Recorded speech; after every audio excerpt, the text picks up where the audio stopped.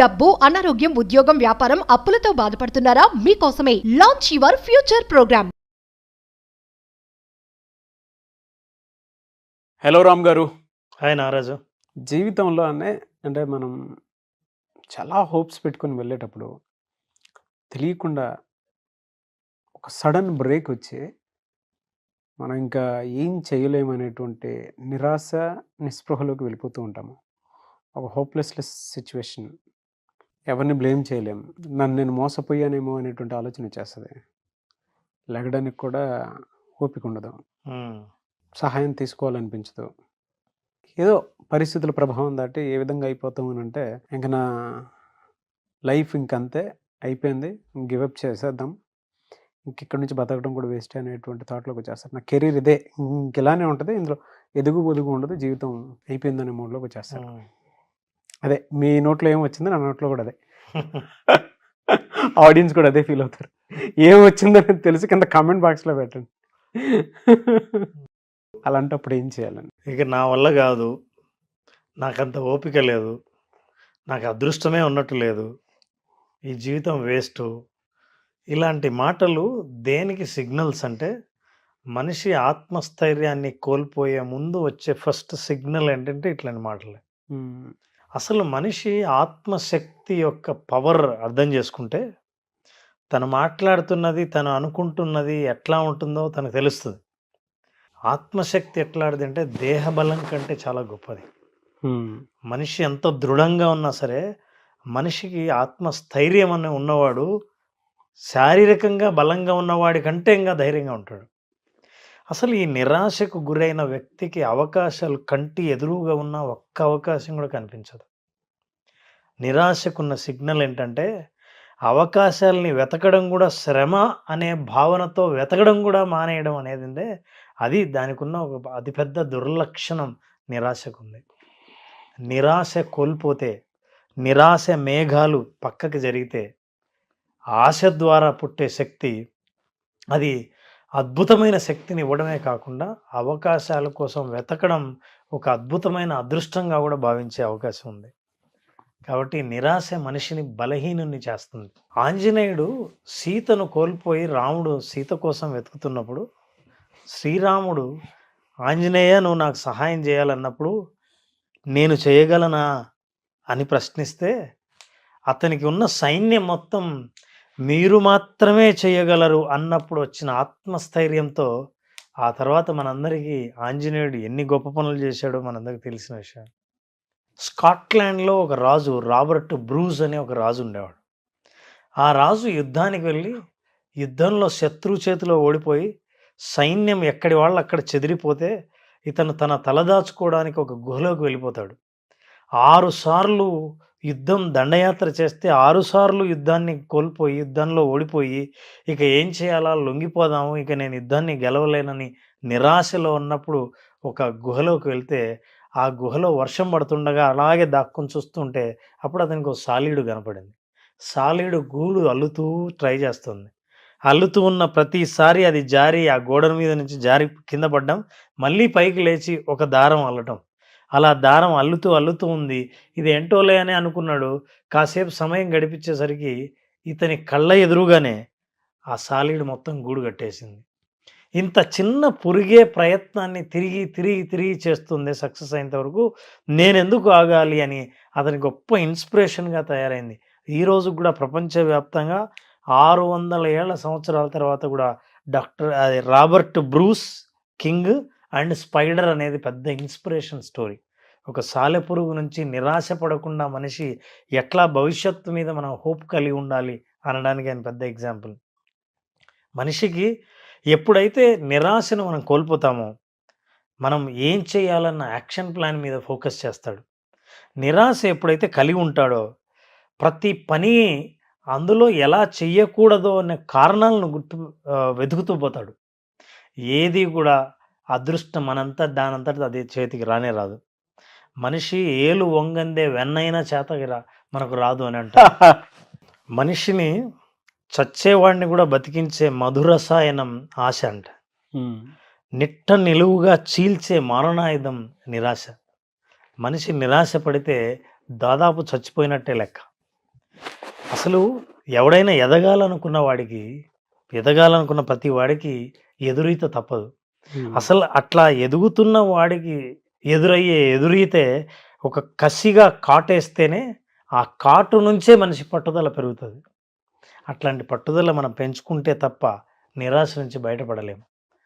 So Nagaraju, అగాధమగు జలనిధిలో ఆనిముత్యం ఉన్నట్లే శోకాల మరుగున దాగి సుఖం ఉన్నది లేని, ఏది తనంతట తాను తన దరికి చేరదు, శోధించి సాధించాలి అదే ధీరగుణం అని అంటాడు మహాకవి శ్రీశ్రీ. కల కానిది విలువైనది జీవితం అని స్పష్టంగా చెప్పిన ఈ పాటలో నిరాశ నుంచి ఎట్లా దూరం అవ్వచ్చో మనకు తెలుస్తుంది. మనిషి ఇట్లా నిరాశకు గురైనప్పుడు, తానే మోసపోయానని అనిపించినప్పుడు, భవిష్యత్తులో ఏ వెలుగు కనిపించినప్పుడు మనిషి మొట్టమొదటి చేయాల్సిన పని ఏంటంటే ఒక్కసారి ప్రశాంతంగా కూర్చొని నేను నిరాశకు గురవుతున్నాను అన్న విషయాన్ని ఫస్ట్ యాక్సెప్ట్ చేయాలి. నిజానికి అప్పుడు యాక్సెప్టెన్స్ ఏమి ఉండదు, అన్నిటినీ వ్యతిరేకిస్తుంటాం. ఇది జరగకుండా ఉండాల్సింది, అది అలా అవ్వకుండా ఉండాల్సింది, నేనేం అట్లా ఏం ఫీల్ అవ్వట్లేదే అని అన్న బయటికి మాత్రం మనం ఎక్స్ప్రెస్ చేయం. కానీ you have to first accept, నేను నిరాశకు గురవుతున్నాను, నాకు ఆశ లేదు, అవకాశాలను వెతకాలన్న ఇంట్రెస్ట్ లేదు అనే విషయాన్ని నువ్వు ఫస్ట్ అక్నాలెడ్జ్ చేయాలి. ఓకే. సెకండ్ థింగ్, మీరు ఎప్పుడైతే రిలాక్స్ అయ్యారో ఇప్పుడు వస్తువులన్నీ ఉన్నట్టు కనిపించడం మొదలు పెడతాయి. లేకపోతే అవకాశాలన్నీ కూడా మొత్తం మబ్బుతో మూసుకుపోయి ఉంటాయి. ఎప్పుడైతే ఉన్నట్టు కనిపిస్తాయో ఒక్కొక్క గడ్డిపోచను తీసి మోకుగా తాడు అయితే అట్లా తయారు చేస్తామో, ఒక్కొక్క అవకాశాన్ని కూడా వదలకుండా అన్నిటినీ ప్రయత్నిస్తూ ముందుకెళ్ళాలి తప్ప, ప్రయత్నం ఎప్పుడు ఆపావో అదే మరణం అవుతుంది తప్ప ప్రత్యేకంగా మనిషి చచ్చిపోవాల్సిన అవసరం లేదు. ఏ ప్రయత్నం చేయకుండా నిరాశతో బతికే మనిషిని జీవోత్సవంగా ఉంటాడు తప్ప, జీవించి ఆశతో ఉన్న మనిషికి ఉన్నంత శక్తి అతనికి ఉండదు. కాబట్టి మనిషి ఆశ కోల్పోయినప్పుడు, నిరాశ ఉన్నప్పుడు, అవకాశాలు లేవని అనుకున్నప్పుడు you have to acknowledge your self.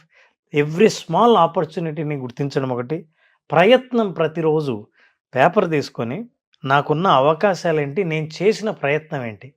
నిజానికి నువ్వు అవకాశాలు ఒక 5 ఉన్నాయని రాసినప్పుడు ఏం ప్రయత్నం చేశావంటే వాటి పక్కన కారణాలు కనిపిస్తాయి తప్ప ప్రయత్నాలు కనిపించవు. మీరు ప్రయత్నాలతో నింపండి. మీరు ఇలా నింపుతూ పోతుంటే, చేస్తూ వెళ్తుంటే, ఆశతో ముందుకెళ్తుంటే ఖచ్చితంగా ఎందుకో భవిష్యత్తులో ఒక సుందరమైన దృశ్యం కనిపిస్తుంది. మీ భవిష్యత్తు మీకు స్పష్టంగా కనిపిస్తుంది. అలా ముందుకెళ్ళిన వాళ్ళు నిరాశకి ఏమాత్రం బలిగారు.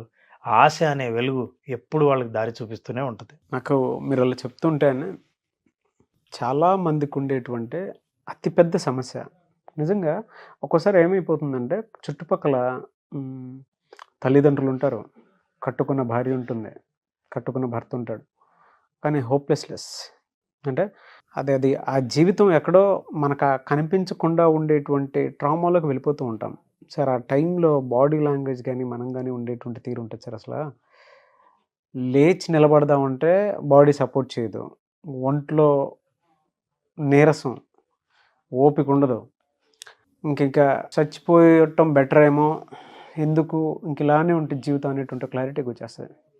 బట్ ఈ వీడియో ఒకసారి చూసిన తర్వాత జస్ట్ ఎవరికైనా సరే రిలాక్స్గా ఇలా ఒక చోట కూర్చొని డెఫినెట్గా వాళ్ళకి అనిపిస్తుంది అవకాశాలు ఏమేమి ఉన్నాయి మన కంటి ముందు ఆలోచిస్తే. ఎదగాలనేటువంటి ఆలోచన, కోరిక కనుకుంటే ఒక్క అవకాశాన్ని ఇలా పిక్ చేసి ముందుకు వెళ్ళిపోవచ్చు. ఎప్పుడూ కూడా సమస్యలో నుంచి చూడకూడదు, అవకాశంగా చూసి ముందుకెళ్తేనే దాని వాల్యూ తెలుస్తూ ఉంటుంది. మీరు చెప్తుంటే ఒక గైడ్, కోచ్, మెంటర్ పక్కన కూర్చొని చెప్తున్నట్లేదు సార్. ఒక ఫ్రెండ్ పక్కన కూర్చొని భుజం మీద చేసుకొని మాట్లాడుతున్నట్టుంది. అంటే అంత డెప్త్ విషయాలు చెప్పారు మీరు. Very happy for you sir. So ఎదురు దెబ్బ లేకుండా ఎదగాలని అనుకోవడం ఉందే, అది ఎట్లుంటుందంటే సంసార సాగరంలో స్టీమర్ మీద వెళ్దామని అనుకున్నట్టు ఉంటుంది. ఈదాల్సిందే. అవును. సో అట్లాంటి అవకాశాలని మనం యాక్చువల్గా విజువలైజేషన్లో కూడా చెప్తున్నారు. ఏదైనా సమస్యలో మీరు ఇరుక్కున్నప్పుడు సమస్య సాల్వ్ అయితే, సొల్యూషన్ కనిపిస్తే, ఆ సొల్యూషన్ ద్వారా నీకు అద్భుతమైన ఆశ కల్పిస్తే అప్పుడు జీవితం ఎంత అద్భుతంగా ఉండాలని నువ్వు కోరుకుంటున్నావో ఆ జీవితం ఎలా ఉంటుందో దాన్ని రాయాలి.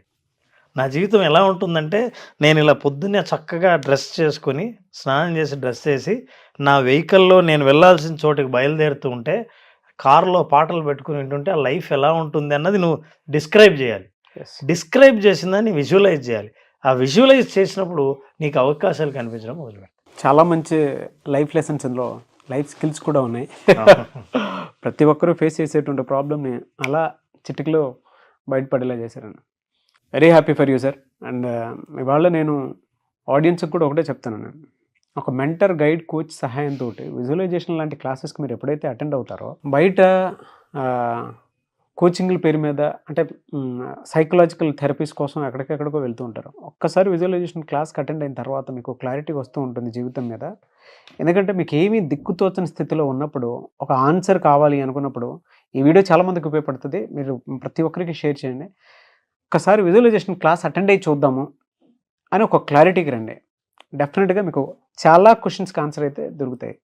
అంత గొప్ప నాలెడ్జ్ ఉన్నటువంటి, అంటే స్టేబుల్ మెంటాలిటీని క్రియేట్ చేసేటువంటి ఒకే ఒక్క కోర్సు విజువలైజేషన్ అని. Thank you sir. Thank you so much Ram గారు.